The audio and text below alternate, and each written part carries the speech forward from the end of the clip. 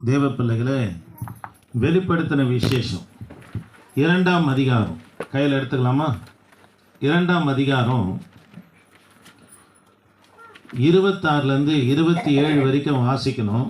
அதற்கு பிற்பாடு உபாகமம் 33ஆம் அதிகாரம் 11ஆம் வசனத்தை வாக்குத்தத்தமான செய்தி வார்த்தையை பார்த்து பிற்பாடு நாம் இந்த தியேத்திர சபையை குறித்து தியானித்து 3 விதமான நொறுக்குதல் என்கின்ற தலைப்பில் கர்த்தருடைய வார்த்தையை பார்த்து நம்ம முடிக்க போகிறோம். ஆமென். தேவ பிள்ளைகளே, 7 சபைகளிலே 4வது சபையாக இருக்கிற தியேத்திரா சபை.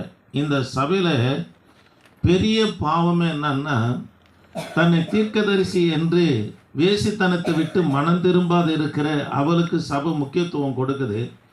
அவளிடத்துல சபையாரும் பாவத்தில் இருக்கிறாங்க. அவள் அந்த பொறுப்புலேருந்து நீக்கலை. அவளை கடிந்து கொள்ளவும் இல்லை. கர்த்தரே நேரடியாக அவளுக்கு தவணை கொடுக்கிறார். மனம் திரும்பும்படியாக கால அவகாசத்தை கொடுக்குறாரு. அப்படி மனம் திரும்பினா உன்னை கட்டிற்கடை ஆக்கி போடுவேன் என்று உன்னோடு கூட இருந்தவர்களையும் அப்படி செய்வேன் என்று கர்த்தர் அந்த சபையை எச்சரித்துட்டு 2 காரியம் பேசுகிறார் அந்த சபை குறித்து. மனம் திரும்பு, உனக்கு கொடுக்கப்பட்ட ஊழியத்தை நீ தொடர்ந்து செய்ய. அப்படி செய்வாயனா இந்த சபைக்கு கொடுக்கப்பட்ட வாக்கு தத்தம் தான் என்ன கொடுக்கிறார் பாருங்க. 27ஆம் வசனத்தை வாசிக்கலாம். 27ஆம் வசனம். அவன் இருப்பு கோலால் அவர்களை ஆளுவான். 26லேருந்து வாசிக்கலாம். ஜெயம் கொண்டு முடிவு பரியந்தம் என் கிரியைகளை கை கொள்ளுகிறவன் எவனோ. பாருங்க, ஜெயம் கொண்டு. தேவ பிள்ளைகளே, கிறிஸ்துவ வாழ்க்கை ஜெயம் எடுக்கிற வாழ்க்கை. கிறிஸ்து ஒன்றிலும் தோற்று போகலை, எல்லாவற்றிலும் ஜெயம் எடுத்தவராய் காணப்பட்டார். உயிர் உள்ள கிறிஸ்தவர்களாக இருக்கிற நாமும் ஜெயம் பெற்றவர்களாக இருக்கணும்.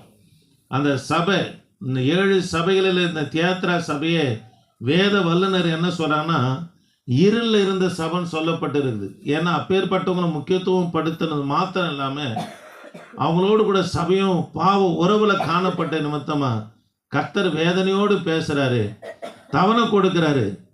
சபையில் அப்போ அந்த சபையில் தேவனை நேசிக்கிற ஜனங்களும் இருந்தாங்க. ஊழியங்களும் அந்த சபையில் பெருக நிமித்தமாக கர்த்தர் வாக்கு தத்தம் கொடுக்குறாரு, தவணை கொடுக்குறாரு. பிற்பாடு ஆண்டவர் சொல்ற, மனம் திரும்பு, இது உன் கொடுக்கப்பட்ட ஊழியத்தை நீ என்ன பண்ணு, தொடர்ந்து செய். அப்படி செய்வாயனா இந்த பாவத்திலிருந்து நீ ஜெயம் எடுப்பாயனா இந்த சபைக்கு கர்த்தர் கொடுக்கறதான வாக்கு தத்தம். வாசிங்கம்மா. நான் என் பிதாவின் இடத்தில் அதிகாரம் பெற்றது போல. நான் என் பிதாவின் இடத்துல அதிகாரம் பெற்றது போல. இயேசு கிறிஸ்து பிதாவின் இடத்துல அதிகாரத்தை பெறுகிறார். அந்த அதிகாரம் சங்கீதம் 2ல் இருக்குது. நம்ம இதை செய்தியில் பார்க்கலாம். வாக்கு தத்துவத்துக்காக இதை நான் சொல்லிக்கன்னு போயிடுறேன். பிதாவின் இடத்துல கிறிஸ்து என்ன பண்ணா, அதிகாரம் பெற்றார். என்ன அதிகாரம்னா வாசிங்கம்மா. ஜாதிகள் மேல் அதிகாரம் கொடுப்பேன். ஜாதிகள் மேல் அதிகாரம் கொடுப்பேன். அவன் இருப்பு கோலால் அவர்களை ஆளுவான். பாருங்க, அவன் இருப்பு கோலால் அவர்களை ஆளுவான். அவர்கள் மண்பாண்டங்களை போல நொறுக்கப்படுவார்கள். கவனிங்க, பிதா ஆனவர் கிறிஸ்துவுக்கு என்ன அதிகாரத்தை கொடுக்கிறார்னா, பாருங்க தேவ பிள்ளைகளே, இருப்பு கோல கர்த்தர் கையில் கொடுக்கிறார். புறஜாதிகள் ஆகிய அவர்களை மண்பாண்டம், அதாவது அந்த மண்பாண்டம் என்று சொல்லப்படுகிறது. பாருங்க, மண்பாண்டங்களை போல நொறுக்கப்படுவார்கள். அப்படின்னா குழவனால செய்யப்படுகிற மண் பாத்திரம் எப்படி ஒரு இரும்பு பழுப்புனால பட்ட உடனே அது நொறுங்கி போதோ, அது போல புறஜாதி நொறுங்கி போவான் என்று கர்த்தர் வாக்கு தத்தம் கொடுக்கிறார். அல்லேலூயா. தேவ பிள்ளைகளே, நம்ம வாக்கு தத்தமான வசனத்தை பார்க்கலாம். உபாகமம் 33:11 எடுத்துக்கலாம். கர்த்தாவே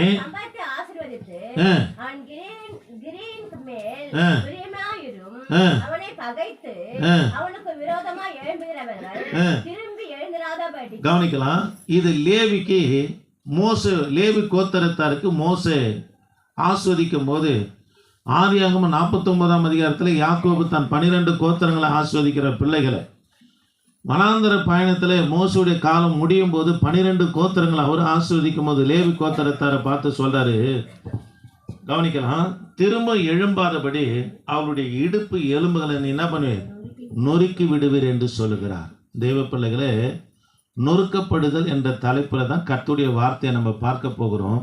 இந்த மாதம் கர்த்தர் உங்களுக்கு கொடுக்குற வாக்கு தத்தம் என்ன, உங்களுக்கு விரோதமாய் ஊழியத்துக்கும் சரி, உங்கள் பிள்ளைகளுக்கும் வேலை ஸ்தலங்களுக்கு எதுக்கு விரோதமாக யார் எழும்பினாலும் அவங்க திரும்ப எழும்பாதபடி கர்த்தர் இருப்பு எழுப்பனவனா நொறுக்கிற தேவனாக இருக்கிறார். ஆமே. கவனிக்கலாம்.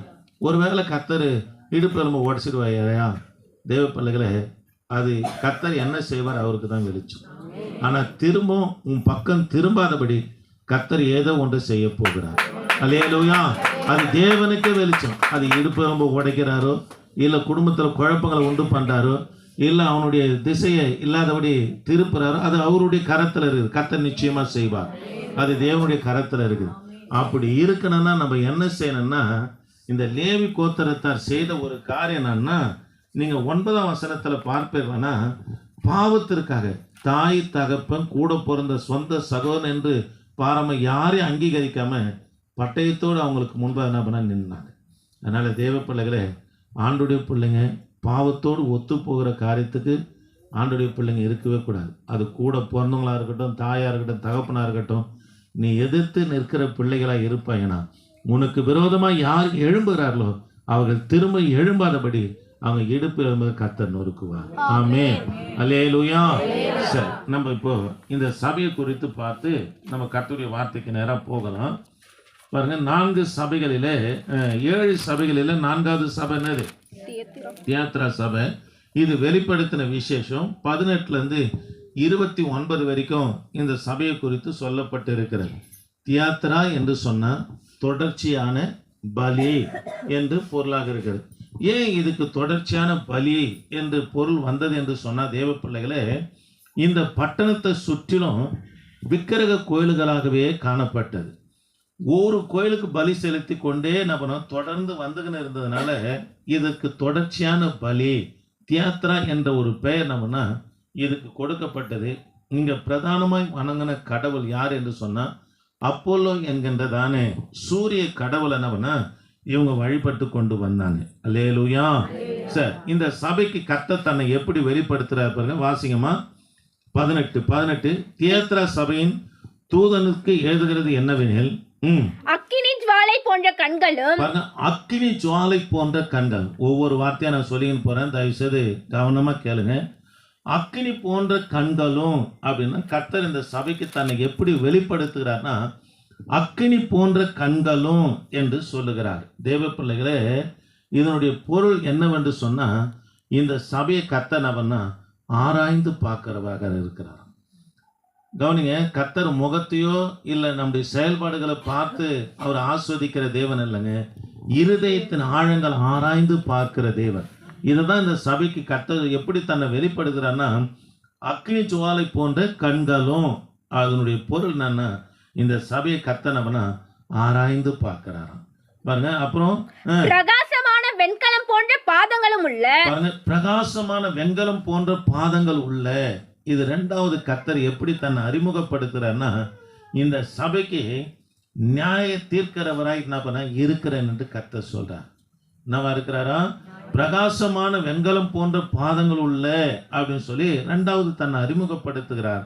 தேவன் இந்த சபையை நியாயம் தீர்க்கிறவராய் இருக்கிறார் என்று நம்மனா தன்னை வெளிப்படுத்துகிறார். ஆமே. அப்படியே 19ஆம் வசனத்தை வாசிக்கலாமா? கவனிக்கலாம். இப்படி இருந்தாலும் இந்த சபை பாருங்க 6 காரியங்களை குறித்து இந்த சபையை குறித்து கர்த்தர் சொல்றார். வாசிங்கம்மா. 6 காரியம் சொல்றாரு பாருங்க. உன் கிரியைகளையும் உன் அன்பையும். சரி, ஒரு 2 காரியத்தை மாத்திரம் நம்ம பார்க்கலாம் திருவந்து இருக்கிறதுனால. உன் அன்பையும் அப்படின்னா, இப்பேற்பட்ட பாவம் உள்ள சபையாக இருந்தாலும் கூட இந்த சபை யாரை அதிகமாக நேசிக்கிறவங்களும் சபை இந்த சபையில் இருந்தாங்கன்னா கிறிஸ்துவ அதிகமாக நேசிக்கிறவங்களும் இருந்தாங்க. உன் அன்பையும் உன் ஊழியத்தையும் உன் விசுவாசத்தையும் உன் பொறுமையும் செய்த காரியங்கள் அதிகமா இருக்கிறதையும் அறிந்திருக்கிறேன். பின்பு நீ செய்த காரியத்தை நான் அதிகமா அறிந்திருக்கிறேன்னு சொன்னா 2 காரியத்தை இந்த சபை குறித்து சொல்றேன். ஒன்று, இந்த சபையில் இருக்கிறவங்க கர்த்தரை அதிகமாக நேசிக்கிறவங்களும் இருந்தாங்க. 2வதாக கவனிங்க, தேவப்பிள்ளை கடைசியாக சொல்றாரு பாருங்க 19 செய்த கிரியைகள் அதிகமாக இருக்கிறதையும் அறிந்திருக்கிறேன் என்று சொல்றார். இந்த சபையில் ஊழியம் என்னவனா நாளுக்கு நாள் அவரை பெருகினே இருந்தது என்று சொல்லுகிறார். அல்லேலூயா. சொல்லிட்டு இப்ப சபையினுடைய பாவத்தை குறித்து சொல்றாரு பாருங்க. ஆகிலும் ஆகிலும் உன் பேரில் எனக்கு குறை உண்டு. உன் பேர்ல எனக்கு ஒரு குறை உண்டு. என்னவெனில் தன்னை தீர்க்கதரிசி என்று சொல்லுகிற ஏசபெல் என்னும் ஸ்திரீயானவள் பாருங்க, ஏசபெல் என்னும் ஸ்திரீயானவள் என்னுடைய ஊழியக்காரர் வேசித்தனம் பண்ணவும் விக்கிரகங்களுக்கு படைத்தவைகளை புசிக்கவும் அவர்களுக்கு போதித்து அவர்களை வஞ்சிக்கும்படி நீ அவளுக்கு இடம் கொடுக்கிறாய். நீ அவளுக்கு இடம் கொடுக்கிறாய். சபையை பார்த்து சொல்றாரு. ஏசபெல் எப்பேற்பட்டவங்க என்பதை நான் உங்களுக்கு சொல்றேன். நீ அவளுக்கு இடம் கொடுக்கிறாய் அப்படின்னா, சபை போர்டு நம்பர்ல யாரும் ஒருத்தரா இருக்கிறாங்கன்னா, இப்போ நீங்க எல்லாரும் சபையினுடைய அங்கத்தினர், போர்டு நம்பர் பொறுப்பாளர்னு ஒரு 10 பேர் இருப்பாங்க, மூப்பர், பொருளாளர், அது மாதிரி இருப்பாங்க. அந்த போர்டு நம்பர்ல ஒருத்தர் யாரா இருக்கிறாங்கன்னா, இந்த ஏசபெல் என்கின்ற இந்த பாவியான ஸ்திரீ நபனை இருக்கிறார். இவர் தன்னை யார் என்று சொல்றாலாம்? தீர்க்கதரிசி என்று சொல்லுகிறார். தேவ பிள்ளைகளே, இதே தியேத்தராவில் தான் ஒரு அம்மா இருந்தாங்க. நீங்கள் அப்போஸ்தலர் நடபடி புத்தகம் 16ஆம் அதிகாரம் 14ஆம் வசனத்தை நீங்கள் வாசித்து பார்ப்போம்னா, இவங்க ரத்தாம்பரம் விற்கிறவர்களாக இருந்தாங்க. இவங்க துணி வியாபாரம் பண்ணுகிற ஒரு ஸ்திரீ. யாருன்னு சொன்னால் லிதியா. பவுலுடைய பிரசங்கத்தை கேட்டு இவங்க இருதயம் திறக்கப்பட்டு தான் வீட்டையே எதுக்கு கொடுக்குறாங்கன்னா, ஆராதனை நடத்துவதற்கு நம்மனா கொடுத்தவங்க எந்த ஊரை சேர்ந்தவங்க தான்? இதே தியேத்திரா ஊரை சேர்ந்தவங்க தான். அதே தியேத்திரா ஊரில் தான் எப்பேற்பட்டவர் இருக்கிறா பாருங்க. வேசித்தனம் பண்ணுகளும் ஊழியக்காரனை பாவத்தில் விழ பண்ணுகளும் விக்கிரங்களுக்கு படைக்கப்படும் புசிக்கிறதுக்கு போதனை பண்ணுகிற இந்த ஏசபெல் என்றவளும் எங்கே தான் இருக்கிறான்னா, இதே தியேத்திரா பட்டணத்தில் தான் இருக்கிறான். அல்லேலூயா. சரி, இவங்களை இந்த ஏசபெலை குறித்து உங்களுக்கு சொல்கிறேன். கவனிங்க, நல்லா கவனிங்க. இவங்க யாருன்னா, 17 வயதில் திருமணம் ஆகுது. 2 வருஷம் புருஷனோடு வாழறாங்க. 19வது வயதில் இவங்க விதவை ஆன பிற்பாடு 2 வருஷம்தான் புருஷனோடு இருக்கிறாங்க. இவங்க விதவை ஆன பிற்பாடு வியாபாரம் செய்கிறாங்க. பணம் சேர சேர சேர அநேக ஆண்களோடு பழக்கம் ஏற்பட்டு பாவ காரியங்களில் நம்ம ஈடுபட்டாங்க. ஈடுபட்டதும் மாத்திரம் இல்லாமல் முன்னாடி வியாபார ஸ்தலமும் பின்னாடி வீட்டுக்கு பின்னாடி பாருங்க விபச்சாரம் போன்ற காரியங்களை இளம் பெண்களை வைத்து இவங்க நம்மளை செய்தவர்களாக காணப்பட்டாங்க. அந்த வீட்டின் வழியாக தான் எங்கே புறப்பட்டு வரணும்னா, சபைக்கு புறப்பட்டு வரணும். அந்த வழியாக புறப்பட்டு வருகிற ஊழியக்காரனும் சரி, அந்த சபை விசுவாசியும் சரி, தான் வீட்டில் நடக்கிற பிரச்சனைகளை போராட்டங்களை போயிட்டு அவங்கக்கிட்ட சொல்லி ஆலோசனை கேட்டாங்க. ஏன்னா அவர் தன்னை யார் என்று சொன்னாலாம், தீர்க்கதரிசி என்று சொன்னதுனால வீட்டின் காரியங்களை போய் அந்த சபை ஊழியக்காரனு போய் சொல்கிறான். அம்மா, என் மனைவி சரியில்லைம்மா, நான் என்னதான் நேசித்தாலும் இப்படி பேசுகிறேன் அப்படி பேசுகிறேன்னு சொல்லி சொன்ன உடனே, உனக்கு நேசம் தானே வேணும், உனக்கு சமாதானம் தானே வேணும், ஓ அப்படின்னு சொல்லி தன்னிடத்தில் இருக்கிற இளம் பெண்களோடு, அதாவது ஊழியக்காரர்களும் பாவத்தில் ஈடுபடுத்தவர்களாக யாரு காணப்பட்டார்னா, இந்த ஏசபெல் நம்மனை காணப்பட்டான். அல்லேலூயா. பாருங்க, இந்த சபையை குறித்து கர்த்தர் சொல்றாரு, என்னை நேசிக்கிற பிற்பாடு சொல்றாரு, ஊழியமும் அதிகமாய் பெருகுது, ஆனாலும் உன் பேர்ல எனக்கு குறை உண்டு. என்னவெனே, தன்னை தீர்க்கதரிசி என்று சொல்லுகிற ஏசபெல் என்னும் ஸ்திரியானவர் என்னுடைய ஊழியக்காரர் வேசித்தனம் பண்ணவும் விக்கிரங்களுக்கு படைக்கப்பட்டதை புசிக்கவும் அவர்களுக்கு போதித்து. இவங்க வர சபையில் வர போதனை பண்ணுறாங்க. அதெல்லாம் பாவம் இல்லை, விக்கிரகத்துக்கு படைக்கப்பட்டதெல்லாம் பாவம் இல்லை. எப்படி அதாவது நிக்கோலாய் மதஸ்தர் பிரசங்கம் பண்ணாரோ அந்த பண்ணுறாங்க. சபையும் விக்கிரகத்துக்கு படைக்கப்பட்ட என்ன பண்ண புசிக்குது பாருங்க. அவர்களை வஞ்சிக்கும்படி நீ அவர்களுக்கு என்ன பண்ண இடம் கொடுத்தா. இடம்னா சபை போர்டு நம்பர்ல யாரு இருக்கிறது? இந்த ஏசபெல் இருக்கிறாங்க. நீக்கலைங்க. தேவ பிள்ளைகளே, சபைக்கு இன்னார் தான் வரணும் இல்லை. சபை எதுக்குன்னா மனுஷனை சுத்தப்படுத்துவதற்கு தான் சபை. நம்மளை சுத்தப்படுத்தி பரலோகத்துக்கு ஆயத்தப்படுத்துவதற்கு தான் ஒவ்வொரு நாளும் ஒவ்வொரு வாரமும் சபையில் உட்கார்ந்து சத்தியத்தை கேட்டு போதனையை கேட்டு அந்த போதனை வாயிலாக நம்ம சுத்திகரித்து கொள்கிறோம். சபை அதுக்கு தான். ஆனால் இன்னும் பாவம் செய்கிறவங்க வரக்கூடாதுன்னு இல்லை. அப்பேற்பட்ட பாவத்தில் இருக்கிறவங்களுக்கு சபையில் எல்லாரும் பார்க்குற பொறுப்பில் அவங்க இருக்கக்கூடாது. சபையில் வரலாம், ஆராய்ச்சி சில மற்ற காரியங்கள் இருக்கலாமே தவிர எல்லாரும் பார்க்குற பொறுப்பில் இருந்தாங்கன்னா சபைக்கு அது என்னவா இருக்குன்னா இடையூறாக இருக்கும். ஓ, இவங்க இப்படி பாவத்தில் இருக்கும், இந்த வேலையை செய்யலாமா, அப்போ நம்ம செஞ்சானான்னு சொல்லி புதிதாய் வருகிற விசுவாசிகளுக்குள்ள என்ன உண்டாகுன்னா இடையூறு உண்டாகும். அந்த வேலையை தான் யார் செய்தது? சபையும் செய்தது. ஏசபெலை நம்ம செய்தா அதனால ஆண்டவர் சொல்றாரு பாருங்க 21ஆம் வசனத்துல, அவள் மனம் திரும்பும்படியாய் அவளுக்கு தவணை கொடுத்தேன். மனம் திரும்பும்படி அந்த அம்மாவுக்கு என்ன கொடுத்தாராம்? கர்த்தரு தவணை கொடுத்தாராம். தன் வேசி மார்க்கத்தை விட்டு மனம் திரும்ப அவளுக்கு விருப்பமில்லை. வேசி மார்க்க தவணை கொடுத்தேன் அப்படின்னு சொன்னா தேவ பிள்ளைகளே, கர்த்தர் கால அவகாசத்தை கொடுக்கிறார். மனம் திரும்பு மா, இங்க கவனிங்க. கர்த்தர் எல்லா நாளும் கண்ணை மூடிக்கின்னு இருப்பார்னு நினைக்காதீங்க. சபையை எச்சரித்து பேசுறேன், எல்லாரையும் எச்சரித்து பேசுறேன். கவனிங்க, எல்லா காலத்துக்கும் உன் பாவத்துக்கு உன்னுடைய அக்கிரமமான செயலுக்கு கர்த்தர் தாலாட்டு பாடுவார்னு நினைக்காதீங்க. அவர் திரும்பினார்னா நிலைமை மோசமாயிடும். அல்லேலூயா. கர்த்தர் தவணை கொடுத்துன்னு வர்றாருன்னா உன் மேல கர்த்தர் வச்சிருக்க இரக்கம், அந்த இரக்கத்தை துஷ்பிரயோகம் கர்த்தருடைய பிள்ளைங்க செய்யக்கூடாதுங்க. அல்லேலூயா. கவனிக்கலாம். வாசிங்கம்மா. இதோ நான் அவளை கட்டில் கிடையாக்கி மனம் திரும்பும்படியா கர்த்தர் அவனை தவணை கொடுக்கிறாரு. அவங்க வேசி மார்க்கத்தை விட்டு மனம் திரும்ப அவங்களுக்கு என்ன இல்லை? விருப்பமே இல்லை. கர்த்தருக்கு உண்மையா இருப்போம். ஐயோ கர்த்தர் நம்மளை ரட்சித்தாரு, அநேகர பாவத்துல விழ பண்ணின காரியத்தை செய்தமே, போதும் இனி நம்ம மனம் திரும்பும் என்ற ஒரு விருப்பம் இல்லை. அதனால ஆண்டவர் சொல்றாரு, இதோ அவளை கட்டிற்கிடையாக்கி அவளுடனே விபச்சாரம் செய்தவர்கள் தங்களுடைய கிரியைகளை விட்டு மனம் திரும்பாவிட்டால் அவர்களையும் மிகுந்த உபத்திரத்திலே தள்ளி. இவளை கர்த்தர் சொல்றாரு, தவணை கொடுக்கிறாரு. நீ திரும்பலையா, உன்னை நான் என்ன செய்வேன்? கட்டிற்கிடையாக்கி போடுவேன். அப்படின்னா திமிர்வாதக்காரனை தூக்கி வந்தாங்க தெரியுமா? கட்டில் வச்சு 4 பேர் சுமந்து நின்னாங்க பாருங்க. பேதுடைய மாமியார் வீட்டு கோரிய பேச்சு உள்ளே இறக்குனாங்க பாருங்க, ஸ்ட்ரோக் வியாதி. அது போல கர்த்தனவனை ஆக்கிடுவேன்னு சொல்றார். கட்டிற்கிடையாக்கி இந்த இயேசபேலை முக்கியப்படுத்தின அவனுக்கும் கர்த்தனவனா தண்டனை உனக்கும் வரும் அப்படின்னு சொல்லி சொல்றாரு பாருங்க. கவனிக்கலாம். சொல்றாரா? அதில் சொல்றாரு பாருங்க, மனம் திரும்ப விட்டா அவர்களையும் மிகுந்த உபத்திரவத்தில் தள்ளி. அவர்கள் சொன்னா இந்த இயேசபேலை சபையில முக்கியத்துவம் படுத்தின ஊழியக்காரனையும் அவளோடு கூட பாவத்தில் இருந்த அவனுக்கும் தண்டனை உண்டு என்று தண்டனை வரும் என்று கர்த்தர் சொல்றாரு. அல்லேலூயா. சொல்லிட்டு 23ஆம் வசனத்துல என்ன சொல்றாரு பாருங்க, அவளுடைய பிள்ளைகளையும் கொல்லவே கொல்லுவேன். பாருங்க, அவளுடைய பிள்ளைகளை கொல்லவே கொல்லுவேன். தாய் செய்த பாவத்துக்கு பிள்ளை நாங்க பாவம் செஞ்சது, ஆனா பிள்ளைகளையும் கொல்லவே கொல்லுவேன் என்று சொல்றாரு. இதனுடைய காரியம் என்னன்னா, தன்னுடைய பாவத்திற்கு தன்னுடைய பாவ வழியில பிள்ளைகள் நடக்கிறது என்ன பண்ணா அந்த தாயான ஊக்கப்படுத்தணும். தான் தான் சரியில்லை, பிள்ளைங்கன்னா சரியாகணுமே என்று சொல்லி என்னமும் இவ்வளோ மனம் திரும்பல. பிள்ளைகளும் அந்த பாவத்தில் போவதற்கு தாயே வழியா இருந்தனால உன்னை கட்டற்கடி ஆக்குவேன், உன் பிள்ளைகளை நான் என்ன பண்ணுவேன்? கொல்லவே கொல்ல. ஒரு சிலர் பார்த்தீங்கன்னா பிள்ளைங்களை தூது வச்சுருவாங்க தெரியுமா? கள்ளத்தனமான காரியங்களுக்கு பிள்ளைகளையே தூது வைப்பாங்க. தேவ பிள்ளை, அது சாபமான வாழ்க்கை.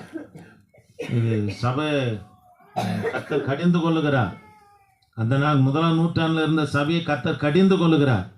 ஆண்டுடைய வருகை ரொம்ப சமயமாக இருக்குது. இஸ்ரவேலுக்கு விரோதமாக யுத்தம் நடந்துக்கின்னு இருக்குது. கர்த்தருடைய வருகை எப்போ இருக்குதுன்னு தெரியல. பிள்ளைகளை பாவத்துக்கு தூதா வச்சுன்னு இருக்கிறது பாருங்க. உன் பிள்ளைய நான் என்ன பண்ணுவேன்? கொல்லவே கொல்லவேன் என்று சொல்லிட்டு என்ன சொல்றாரு பாருங்க. அப்பொழுது நானே உள்ளந்திரியங்களையும் இருதயங்களையும் ஆராய்கிறவர் என்று எல்லா சபைகளும் அறிந்து கொள்ளும். அன்றியும் உங்களில் ஒவ்வொருவனுக்கும் உங்கள் கிரியைகளின்படியே பலனளிப்பேன். தியத்திராவிலே இந்த போதகத்தை பற்றி கொள்ளாமலும் சாத்தானுடைய ஆழங்கள் என்று. இந்த போதகத்தை, எந்தவுடைய போதகத்தை? இயேசபேலுடைய போதகத்தை பற்றி கொள்ளாதே. அவங்க சொல்றாங்க, விக்கிரகத்து படைக்கப்பட்டு பாவம் இல்லை, விபச்சாரம் வேசித்தனம் செய்வது பாவம் இல்லை என்று சொன்னாங்க. இந்த போதகத்தை பற்றி கொள்ளாமலும் சாத்தானுடைய ஆழங்கள் என்று சொல்லப்படுகிறது. தேவ பிள்ளைகளே, இந்த சாத்தானுடைய ஆழங்கள் என்பதற்கு மூலமொழி என்ன கொடுக்குன்னா, பாம்பை நம்ம வணங்கினாங்களாம். அந்த சபையில் அந்த பட்டணத்தில் எதை வணங்கினாங்க? பாம்பு, அதாவது வலு சர்ப்பங்கள் என்ன பண்ண வணங்க ஆரம்பித்தாங்க. அந்த ஆழங்களை அறிந்து கொள்ளாமலும் இருக்கிற மற்றவர்களாகிய உங்களுக்கு நான் சொல்லுகிறதாவது, உங்கள் மேல் வேறொரு பாரத்தையும் சுமத்த மாட்டேன். உங்களுக்குள்ளதை நான் வருமளவும் பற்றி கொண்டிருங்கள், ஜெயம் கொண்டு. ஆண்டவர் இந்த சபையை பார்த்து சொல்றாரு, 2 காரியம் சொல்றாரு. மனம் திரும்பு, உனக்குள்ளதை நான் வருமளவும் என்ன பண்ணு? பற்றி கொண்டிரு. அல்லேலூயா. தூங்காதீங்கம்மா. உங்களுக்கு உள்ளதை நான் வருமளவு என்ன பண்ண? பற்றி கொண்டிரு. 2 காரியத்தை சொல்றாரு. ஒன்று மனம் திரும்பு, உனக்கு கொடுக்கப்பட்ட ஊழியம் எதுவோ அதை தொடர்ந்து செய் என்று கர்த்தர் சொல்கிறார். அந்த ஊழியத்தை என்ன பண்ணு, தொடர்ந்து செய், ஊழியத்தை செய், உனக்கு கொடுக்கப்பட்ட ஊழியத்தை செய் என்று சொல்லிட்டு ஆண்டவர் என்ன சொல்றாரு பாருங்க. இப்போ வாக்குத்தத்தம் கொடுக்குறாரு பாருங்க. ஜெயம் கொண்டு முடிவு பரியந்த என் கிரியைகளை கை கொள்ளுகிறவன் எவனோ அவனுக்கு நான் என் பிதாவினிடத்தில் அதிகாரம் பெற்றது போல ஜாதிகள் மேல் அதிகாரம் கொடுப்பேன். பாருங்க தேவ பிள்ளைகளே, இந்த பாவத்திலிருந்து ஜெயம் எடுத்தனா இந்த சபைக்கு கர்த்தர் கொடுக்கிறாரு. என்ன வாக்கு தத்தத்தை கொடுக்குறான்னா, நான் என் பிதாவினிடத்தில் அதிகாரம் பெற்றது போல ஜாதிகள் மேல் அதிகாரம் கொடுப்பேன். பிதா ஒரு அதிகாரத்தை கொடுத்தாரு இயேசு கிறிஸ்துக்கு. என்ன அதிகாரம் தெரியுமா? ஜாதிகள் மேல அதிகாரத்தை நம்ம செலுத்துறாரு.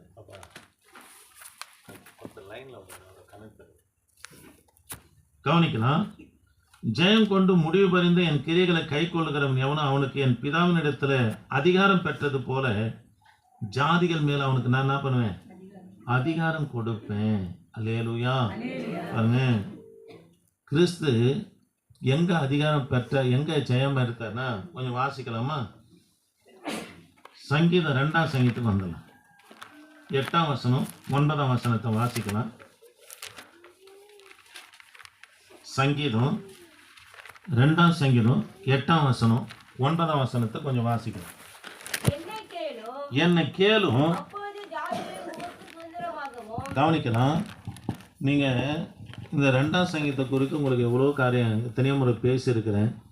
2ஆம் சங்கீதம் வந்து முதல் 3 வசனம் தாவீது பண்ணின ஜெபம். இது அப்போஸ்தலர் நடபடி புத்தகம் 4ஆம் அதிகாரம் 24லேருந்து 26 வரைக்கும் நீங்கள் வாசித்து பார்ப்பேன்னா தாவீது பண்ணின ஜெபம் என்று சொல்லி அந்த இடத்துல அப்போஸ்தலர்களே என்ன பண்ண இதை அங்கீகரிக்கிறத பார்க்குறோம். 4லேருந்து கவனிக்கலாம் 12 வரைக்கும் ஏச ஜெபக்குழு நம்மனா பாடுறாங்க தேவ பிள்ளைகளே. அதில் 8ஆம் வசனத்தில் 2ஆம் சங்கீதம் 8ஆம் வசனத்தில் ஆண்டவர் பிசாசு பார்த்து மத்தேயு சுவிசேஷ புத்தகம் 4ஆம் அதிகாரத்தில் பிசாசு ஆண்டவரை பார்த்து சொல்கிறான், என்னை தாழ விழுந்து பணிந்து கொள்ளும், பூமியின் ராஜ்யங்கள் எல்லாம் உனக்கு தருவேன் என்று சொன்னான். அதுக்கு ஆண்டவர் சொல்கிறாரு, ஏற்கனவே என் பிதா எனக்கு வாக்குத்தத்தம் பண்ணியிருக்கிறார், பூமியின் ராஜ்யங்கள் எல்லாம் எனக்கு தருவேன் என்று சொல்லி, நீ நட எனக்கு தருது அப்பால போ சாத்தனை என்று கர்த்தர் நபனை அவனை துரத்துக்கிறார். இதை தான் 2ஆம் வசனத்தில் தீர்க்க தரிசனமாக ஏச ஜெபக்குழு எப்படி பாடுறாங்க பாருங்க. 2ஆம் வசனம், என்னை கேளும்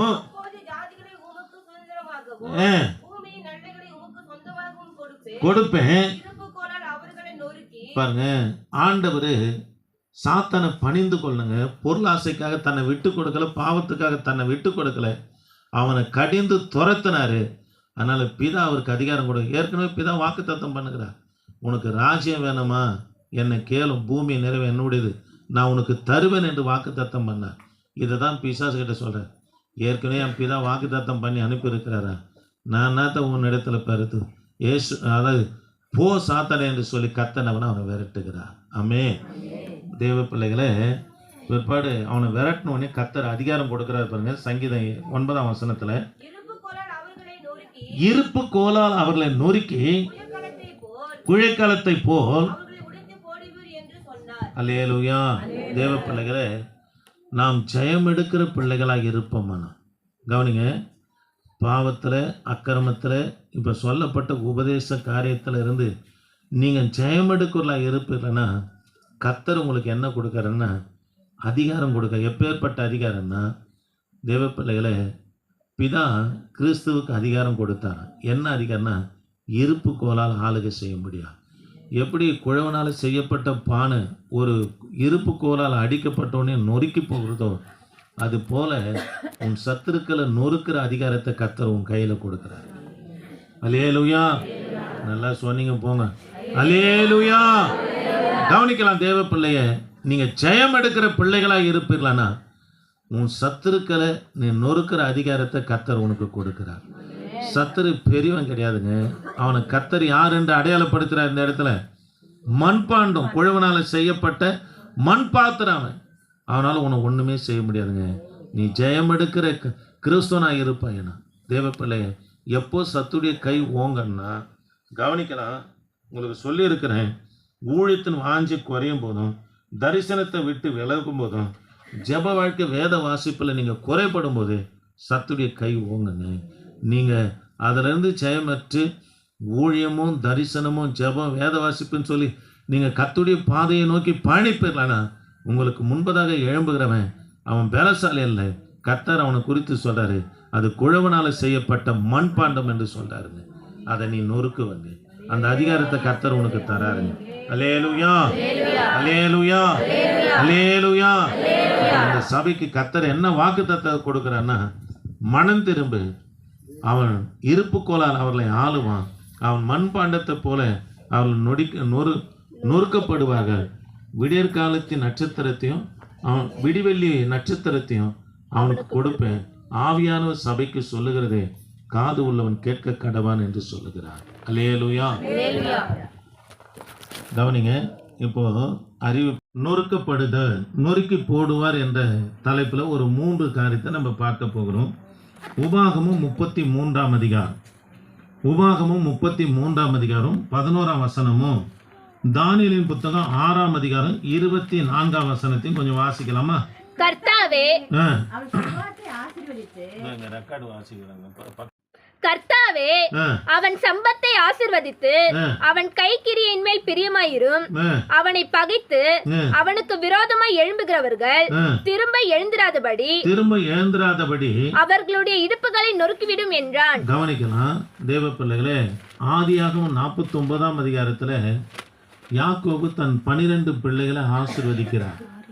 இங்க 12 கோத்திரத்தை, அதே 12 கோத்திரத்தை ஊழியக்காரனாகிய மோசே வனாந்தரத்தில் அவங்கள நடத்தின்னு வந்து ஆஸ்வதிக்கிறார். 33ஆம் அதிகாரத்தில் இது லேவி கோத்திரத்தாருக்கு கொடுக்கப்பட்ட வாக்குத்தத்தனம்னா, உனக்கு விரோதமாக இருக்கிறவன் திரும்ப எழுந்திராதபடி அவன் இடுப்பு எலும்புகளை என்ன பண்ணுவேன், நொறுக்கிடும் என்று சொல்லி நொறுக்கி விடுவேன் என்று கர்த்தர் வாக்குத்தத்தம் கொடுக்கிறார். அல்லேலூயா. தேவ பிள்ளைகளே, கவனிக்கலாம். நீங்கள் 9ஆம் வசனத்தை கொஞ்சம் வாசிங்க. 9ஆம் வசனத்தை வாசிங்க. ஏன் இந்த வாக்கு தத்தத்தை லேவி கோத்திரத்தாருக்கு இவ்வளோ கடுமையான வாக்கு தத்தத்தை கர்த்தர் கொடுக்கிறாருன்னா பாருங்க.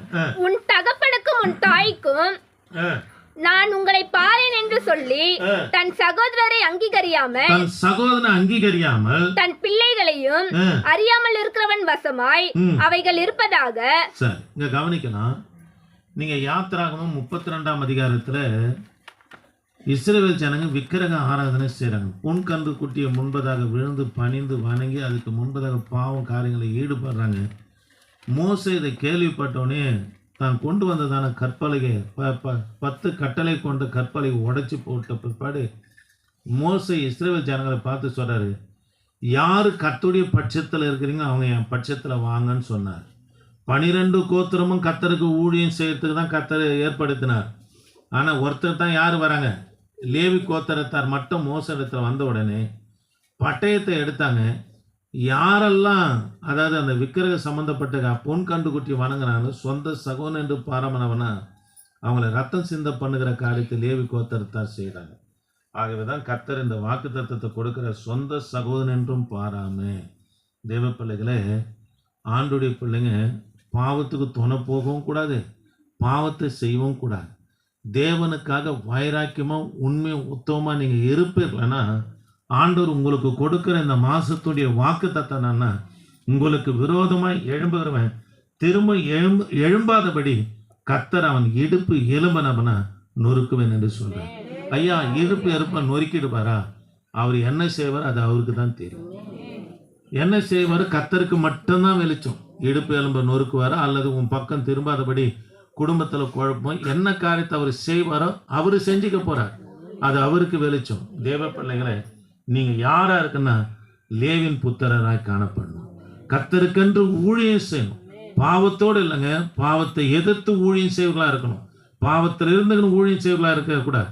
பாவத்தை ஜெயித்து ஊழியம் செய்வர்களா இருக்கும்போது அப்பேற்பட்ட ஊழியத்துக்கும் சபைக்கும் உங்களுக்கு விரோதமாக திரும்ப எழும்பாதபடி கர்த்தர் இந்த காரியத்தை செய்வார். அல்லேலூயா, அல்லேலூயா. கர்த்தர் பரிசுத்தத்தை சிநேகிக்கிறவருங்க. நம்மளை அழைச்சது எதுக்காக அழைச்சிருக்கிறாரு? பரிசுத்தத்துக்காக தாங்க அழைச்சிருக்கிறாரு, அசுத்தத்துக்காக இல்லைங்க.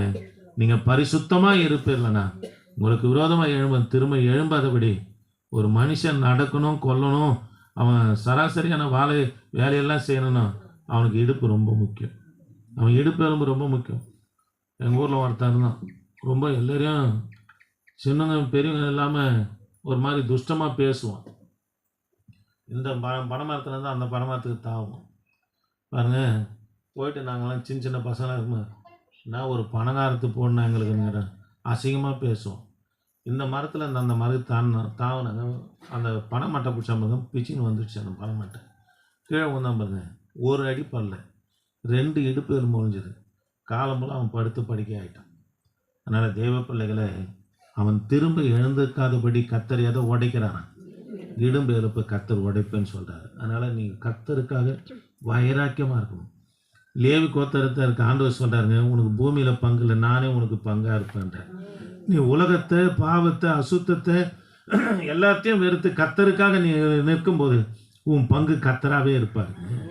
உனக்காக வைராக்கியமாக கத்தர் செயல்படுவாருங்க. அவன் திரும்ப எழுந்துக்காதபடி அவர் கத்தர் என்ன செய்யணுமோ அதை செஞ்சுக்குவார். செய்வாரா செய்ய மாட்டாரா? அல்லேலூயா. இரண்டாவது காரியம், சங்கீதங்களின் புத்தகம் 51:8. சங்கீதங்களின் புத்தகம் 51:8 7ஆம் வசனம். ஸ்னேகா நீ வாசியா. நான் சந்தோஷமும் மகிழ்ச்சியும் கேட்கும்படி செய்யும் அப்பொழுது நீர் நொறுக்கின எலும்புகள் களி கூறும். கவனிக்கலாம். தாவீது பாவம் செய்தார். உரியா மனைவிடத்தில் பிரவேசித்தார். யாரும் பார்க்கலன்னு தன் பாவத்தை மறைச்சு வச்சார். பாருங்க, காலில் போன் கேன்சர், 1.25 வருஷமா படுத்த படுக்கையாக இருக்கிறார். நாத்தான் தீர்க்கதரிசி வந்து பாவத்தை உணர்த்துறார். யார் அவன் கொல்லப்படணும்? யாரல்ல பெரியப்பா, அந்த படும்பாவி நீ தான் சொல்கிறார். எழுந்து தாவீது தன் பாவங்கள் என்ன பண்ண அறிக்கை செய்கிறார். நீங்கள் தலைப்பை வாசித்து பார்த்தீங்கன்னா இருக்கும். 51ஆம் சங்கீதத்தில் பச்சைபால் இடத்துல பாவத்துக்கு உட்பட்டின போது நாத்தான் தீர்க்கதரிசி வந்து பாவத்தை எடுத்துரைத்த போது பாடின சங்கீதம் என்று தலைப்பில் கொடுக்கப்பட்டிருக்கு. போயிட்டு தாவீது தன் பாவங்களை அறிக்கை செய்தாருங்க. ஓன்னு கத்தி அரண்மனையை அலற அளவுக்கு ஓன்னு கத்தி தன் பாவங்களை அறிக்கை செய்தார். இப்பேற்பட்ட துரோகி ஆகிட்டனே, கத்தருக்கு விரோதமாக நான் செஞ்சிட்டேன். பாவம், நாம் செய்கிற பாவம் நமக்கோ நம்முடைய பிள்ளைகளுக்கோ நம்முடைய மனைவிகளுக்கு செய்கிற பாவம் இல்லை. நாம் செய்கிற ஒவ்வொரு பாவமும் கத்தருக்கு விரோதமாக செய்கிறது. இதை தான் யோசேப்பும் சொல்கிறார். நான் உன் புருஷனுக்கு இல்லை, கத்தருக்கு விரோதமாக நான் செய்கிற இப்பேற்பட்ட பொல்லாப்புக்கு உடன்படுவது எப்படி என்று சொல்கிறார். தேவ பிள்ளைகளை, தாவீது இந்த பாவத்தை அறிக்கை செய்தார். தீர்க்கதரிசி வார்த்தையை கேட்ட உடனே அறிக்கை செஞ்ச உடனே முதலாவது அவர் செய்த காரியம் என்னன்னா, அந்த போன் கேன்சர்லேருந்து சுகம் கொடுத்தார். இதை தான் சொல்கிறாரு, ஆண்டவரே நீர் நொறுக்கின எலும்புகள் களி கூறுது. முதல்ல சொன்னேன், திரும்பவும் எழும்பாதபடி அவனுடைய எலும்புகளை கத்தனை பண்ணுறான், நொறுக்கி போடுகிறார். ரெண்டாவது குறிப்பு, ஆண்டவர் நொறுக்கின ஆண்டவர் எந்த காரியத்துக்காக உன்னை சிரிச்சித்தாரோ அந்த காரியத்திலேருந்து கத்தர் ஜெயம் எடுக்கணும்னா நமக்குள்ள மனம் திரும்புதல் இருக்குங்க. அது தாவீதா இருந்து இருதயத்துக்கு ஏற்றவனா இருந்தால் கூட கத்தர் விட்டு வைக்க போறதில்ல. பாவம் கத்தர் விசாரிப்பார். அல்லேலூயா, அல்லேலூயா. சரி, 7ஆம் வசனத்தை வாசிங்களேன். நீர் என்னை ஈசோப்பினால் சுத்திகரியும். தன் பாவத்தை எப்படி அறிக்கை செய்யறாரு. அந்நாட்களில் ஈசோப்பு என்பது ஒரு விதமான தாவரம். இந்த வெளியில் இருக்கிறது இல்லையா, பூண்டு செடி, அது போல் ஒரு விதமான தாவரம்.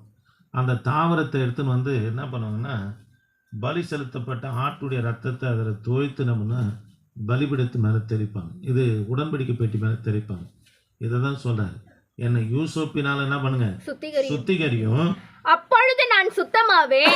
அப்போது நான் சுத்தமாவேன். என்னை கழுவி அருளும். என்னை கழுவி அருளும். அப்பொழுது நான் உறைந்த மழையிலும் வெண்மையாவேன். பாருங்க, என்னை நீங்க சுத்தம் பண்ணுங்கப்பா, நான் உறைந்த பணியிலும் வெண்மையா பரிசுத்தமா ஆவேன் அப்படின்னு தன் பாவத்தை அறிக்கை செய்தோம். எதனால வியாதினால பாவந்தோம், அந்த வியாதி மன்னிக்கப்பட்ட பிற்பாடு சுகமாயிடுச்சுங்க. அல்லேலூயா, அல்லேலூயா.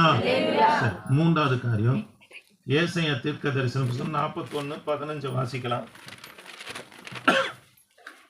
இதோ போரடிக்கிறதற்கு நான் உன்னை புதிதும் கூர்மையுமான பற்களும் உள்ள யந்திரமாக்குவேன்.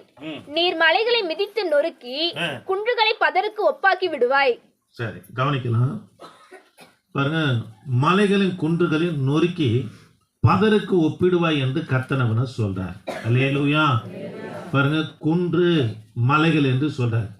சின்ன சத்துருவோ பெரிய சத்துருவோ, சின்ன பிரச்சனையும் பெரிய பிரச்சனையும், அதை நீ நொறுக்கி பதருக்கு ஒப்பிடுவாய் என்று கர்த்தர் சொல்றார்.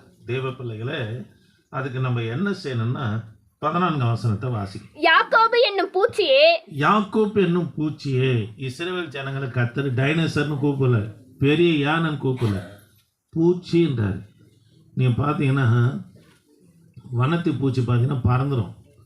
இதே பூச்சி பார்த்தீங்கன்னா சின்ன பூச்சி, அந்த கம்பளி பூச்சி அது மாதிரி சொன்னாங்கன்னா பூச்சி, அது அந்த இலையை சுற்றிக்கினே அரிச்சிக்கினே அங்கே தான் இருக்குமே தவிர வேறு எங்கேயுமே போகாது. நீ தேவ சமூகத்தில் ஆண்டுடைய பாதத்தில் நீ இருப்பாய். ஏன்னா தேவ பிள்ளைகளை, அதாவது மலைகளையும் குண்டுகளையும் நீ நொறுக்கி பதருக்கு ஒப்பிடும்படி கர்த்தர் செஞ்சிடுவார். அல்லேலூயா. சரி, 3 காரியத்தை சொன்னேன். திரும்ப எழுந்திராதபடி அவர்கள் இடுப்பு எலும்பில் கர்த்தர் நொறுக்கணும்னா நீங்கள் என்ன பண்ணணும்?